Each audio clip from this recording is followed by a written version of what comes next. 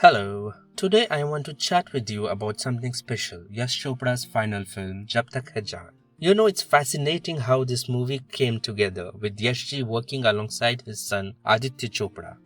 Their collaboration created this really interesting tension in the film that I think we should talk about. Picture this, you are watching Ishq Shava and there's Katrina Kaif as Meera absolutely commanding the screen in the stunning red jacket, while Shah Rukh's Summer almost seems to blend into the background. That scene perfectly captures what I find so intriguing about this film, the constant push and pull between Yashji's romantic vision and Aditya's more hero-focused narrative. You see, while Yashji wanted to paint this grand romantic canvas, and boy did he know how to do that, Aditya's script kept pulling us back to Summer's journey as this almost mythical figure, the man who cannot die. It's kind of like watching two different movies sometimes. And honestly, I feel this tension didn't do any favors to our heroines, especially Meera.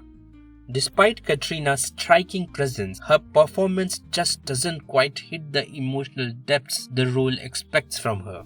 But let's talk about Shah Rukh for a minute. There's something really compelling about his portrayal of Summer, all bearded and brooding, especially in those quiet, introspective moments. Though I have to say, when it comes to romantic scenes with Katrina, it feels a bit like we are watching his greatest hits. You know what I mean?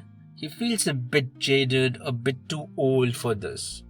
Now, Anushka Sharma's Akira, on the other hand, brings this wonderful energy to the film. There's this tomboyish charm and boldness that really lights up the screen. Sure, we might have seen her play similar characters before, but her chemistry with Shah Rukh gives the story this much needed spark. And can we take a moment to appreciate that cameo by Rishi Kapoor and Neetu ji? There's this beautiful scene where Chintu ji is just watching Meera, wine glass in hand, exuding this quiet contentment. It's small moments like these that really stick with you.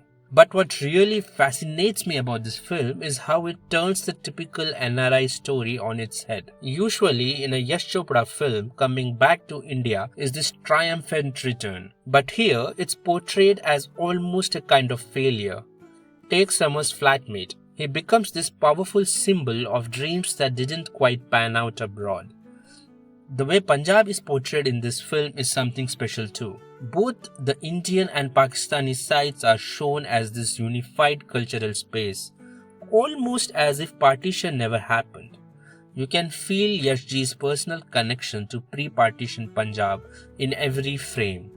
And Gulzar's lyrics, working first time with Yash Chopra, just amplify this sense of shared heritage. But I have got to be honest, the whole pact with the God angle just does not land. Remember that scene when Summer first sees Meera with the snowflakes falling? It's visually gorgeous, but somehow it feels more like a pretty picture than a moment of destiny.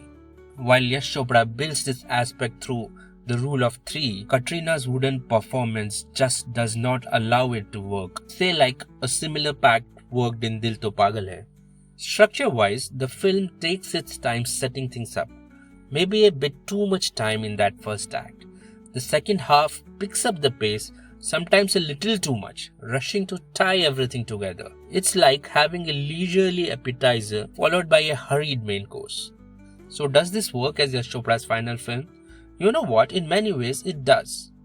It shows us a master filmmaker still willing to experiment, still trying to bridge the gap between classic romance and modern storytelling. Sure, it has its rough edges, the uneven writing, some performances that don't quite soar, but at its heart, it's a sincere goodbye from someone who spent his life teaching us about love.